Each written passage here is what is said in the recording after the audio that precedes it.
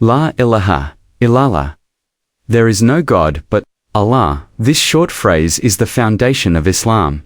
It's not just a sentence, it's a way of life. Rat or la ilaha means there is no God, no one worthy of worship, no idol, no human, no desire. Illallah means except Allah, He alone is the Creator, the Sustainer, the one true God. These words are known as the Shahadah, the declaration of faith. Every Muslim begins their journey with it. It is the key to entering Islam and the key to Jannah. But saying it is not enough.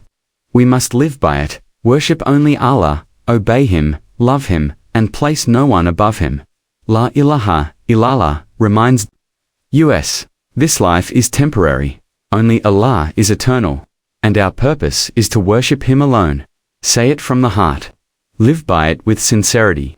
La ilaha illallah, the heart of a Muslim's faith. Like, share, and subscribe for more peaceful Islamic content.